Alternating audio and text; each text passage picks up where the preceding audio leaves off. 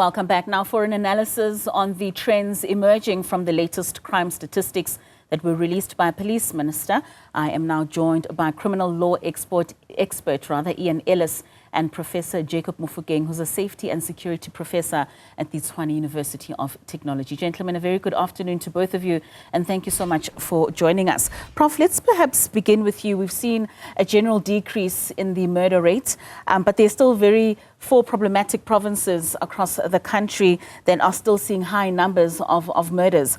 What would you attribute the decrease in the murder rate to? Is there certain activities that you believe the police are getting right in provinces like Gauteng? We often do see the Operation Shanela. Could we attribute that to the decrease?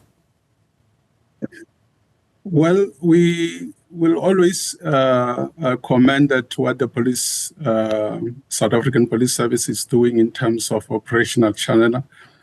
Also, the minister indicated also the operations that were continuing during festive season. So it could be, one of the positive effects, towards reduction of murder, especially, in high density areas where also the issue of firearms, remains a challenge. So it could be that part, but,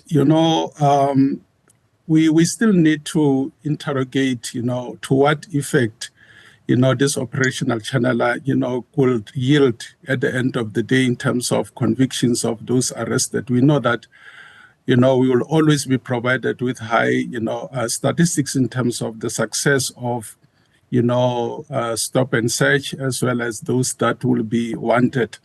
But it remains, for us to be able to, because we look at the issue of police, public trust towards the police, there is an issue of the criminal justice system as a whole, which plays the most visible role in crime prevention. But, murder, reduction in murder crime statistics is an indication that indeed, something positive is done, in the direction of the police towards bringing, the fears of the communities, to an acceptable level. But it is, South Africa remains a very, troubled country in terms of violent crime, as well as, being a victim of crime. So, let's for now, commend the South African Police Service for reduction of that kind of crime.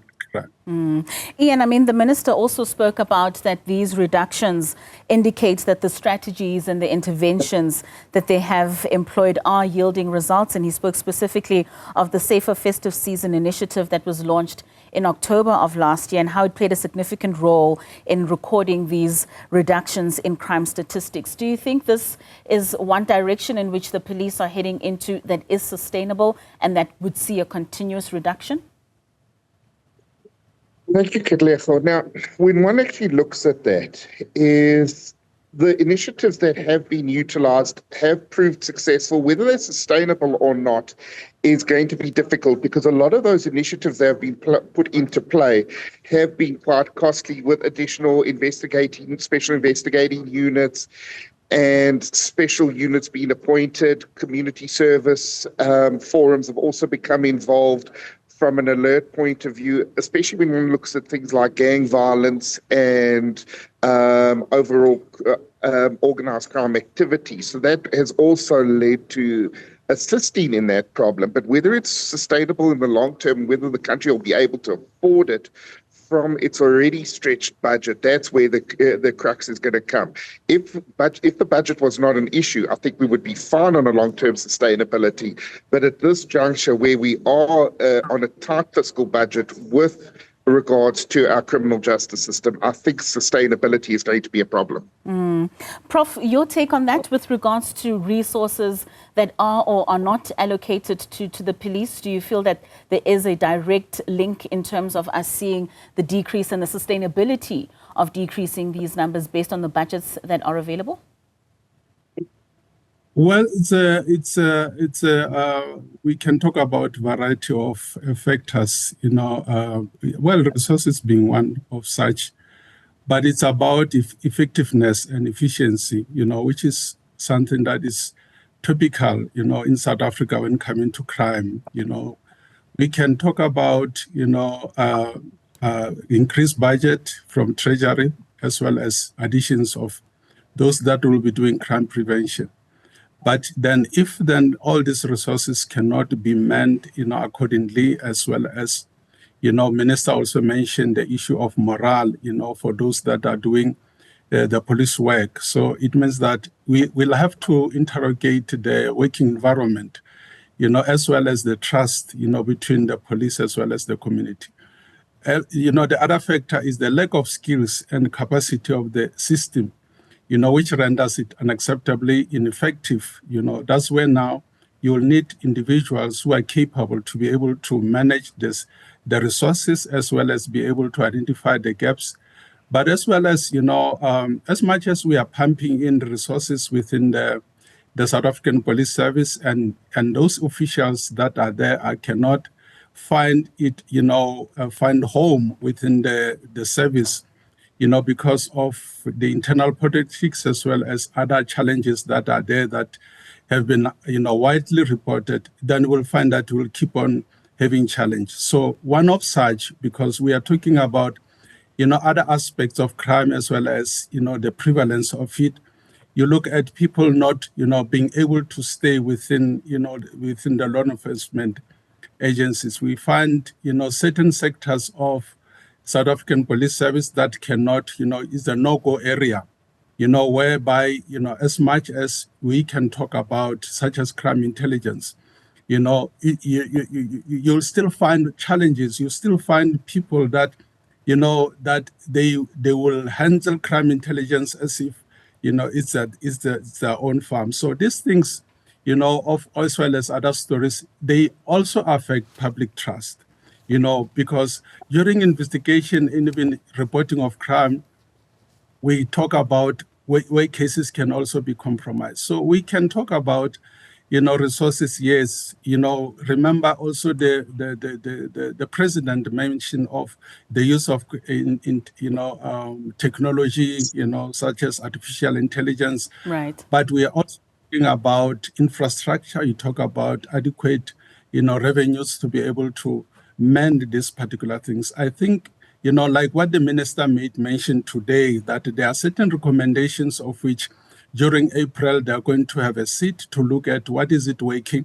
Perhaps then also looking at the morale of the South African Police Service personnel.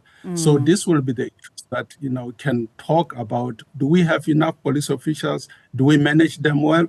And then the infusion of technology within the South African Police Service, training the skills, but also you need, as the minister indicated, we need the communities, we need the public sector, so that they can work together to be able to address the challenges that are confronting us. Right. Speaking about working together, Ian, I mean, the minister made mention of certain concerns around extortions, kidnappings and drugs. And he also noted that a lot of kidnappings are orchestrated from prisons, indicating a specific prison such as the St. Albans prisons, and saying that some of the masterminds have been found with a number of cell phones.